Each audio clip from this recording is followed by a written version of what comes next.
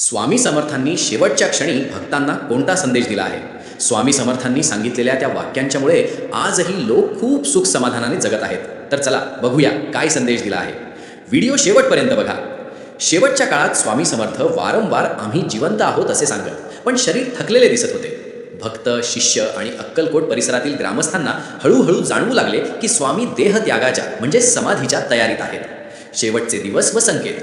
काही कथांनुसार स्वामी काही दिवस आधीपासून फार शांत झाले, कमी बोलू लागले आणि फार थोड्यांना जवळ बोलावू लागले. त्यांनी काळजी करू नका, आम्ही आहोत असा सांत्वनपर संदेश अनेक भक्तांना वेगवेगळ्या प्रसंगी दिला. हे वारंवार लिहिलेले दिसते. समाधीचा दिवस. चैत्र वद्य त्रयोदशीच्या दिवशी आपण ज्याला साधारण 30 एप्रिल 1878शी जोडतो, स्वामी वडाच्या झाडाजवळ नेहमीप्रमाणे बसले होते. आसपासचे निकटचे सेवक भक्त त्यांच्या श्वासोच्छ्वासात होणारा बदल, शांत होत जाणारे शरीर पाहत होते आणि वेळ जवळ आली आहे असा भाव सर्वांच्या मनात होता असे सांगितले जाते. परंपरेतील कथन. भिन्न ग्रंथ किंवा कथनांमध्ये शेवटची वचने वेगवेगळी दिलेली असतात, पण मुख्य आशय साधारण असा सांगितला जातो. इथून पुढे व्हिडिओ काळजीपूर्वक ऐका. स्वामींनी भक्तांना सांगितले, नाम घ्या, चांगले कर्म करा, भीक मागू नका, भीक देत राहा. म्हणजे नामस्मरण, सत्कर्म आणि परोपकार चालू ठेवा. आम्ही गेलेलो नाही, जिवंत आहोत. देह नाहीसा झाला तरी उपस्थिती, कृपा आणि मार्गदर्शन सुरूच राहील असा आश्वासक संदेश स्वामी समर्थांनी भक्तांना दिला आहे. देहत्याग आणि समाधीस्थळ.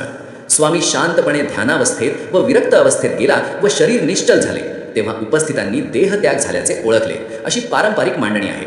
नंतर भक्तांनी त्या जागेला म्हणजे वटवृक्षाजवळील स्थानाला समाधीस्थळ मानून पुढे मंडप, मंदिर आणि आज जे समाधी मंदिर उभे केले, जे अक्कलकोटचे मुख्य तीर्थस्थान झाले.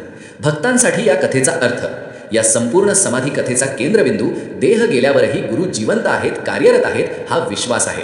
म्हणूनच स्वामी समर्थांबद्दल समाधीनंतरचे अनुभव कथांना विशेष स्थान आहे. भक्तांसाठी खरा समाधी चमत्कार म्हणजे भीती कमी होणे, संकटांत धैर्य मिळणे आणि सतत नामस्मरण व सत्कर्म करण्याची प्रेरणा जागी राहणे असा आध्यात्मिक अर्थ काढला जातो. तुम्ही सुद्धा स्वामी समर्थांचे भक्त असाल तर चॅनेलला सबस्क्राईब करायला विसरू नका आणि हा संदेश सर्व भक्तांना पाठवा.